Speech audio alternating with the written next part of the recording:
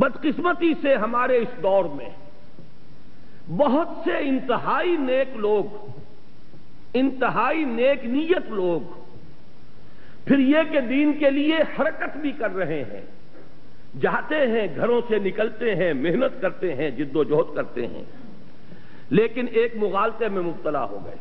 وہ مغالطہ کیا ہے کہ صرف نیکی کی تلقین کفایت کرتی ہے، نہی عن المنکر کی ضرورت نہیں ہے۔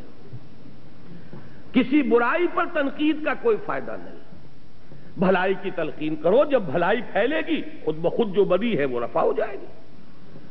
بعض اعتبارات سے بات بڑی وزنی معلوم ہوتی ہے، تم روشنی پھیلاؤ، تاریکی خود بخود کافور ہو جائے گی۔ بھلائی کا پرچار کرو، بھلائی کو پھیلاؤ، بدی جو ہے خود بخود جو ہے وہ ملیا میٹ ہو جائے گی۔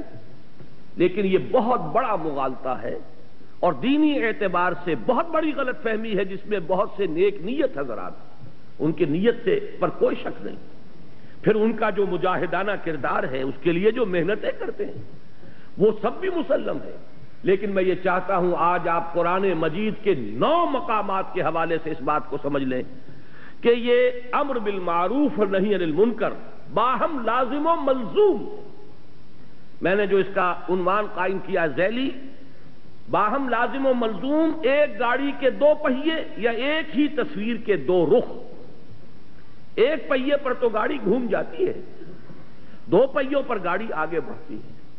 ایک گاڑی کے 2 پہیے، اسی طریقے سے ایک تصویر کے 2 رخ، باہم لازم و ملزوم۔ اس کو چونکہ بڑی اہمیت کے ساتھ ذہن نشین کرانا مقصود ہے، تو میں نے یہ 9 مقامات قرآن مجید کے نکالے، جس سے یہ ثابت ہو جائے یہ دونوں لازم ہیں، لازم و ملزوم۔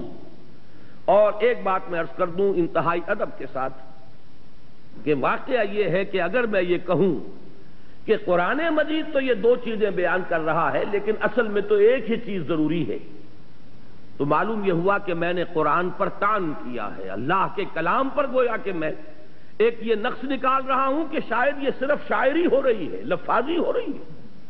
قرآن ہر جگہ دونوں اصطلاحات کو لا رہا ہے۔ دیکھیے چونکہ وقت کم ہے، اب ذرا ایک ایک کر کے ان آیات کو پڑھیے۔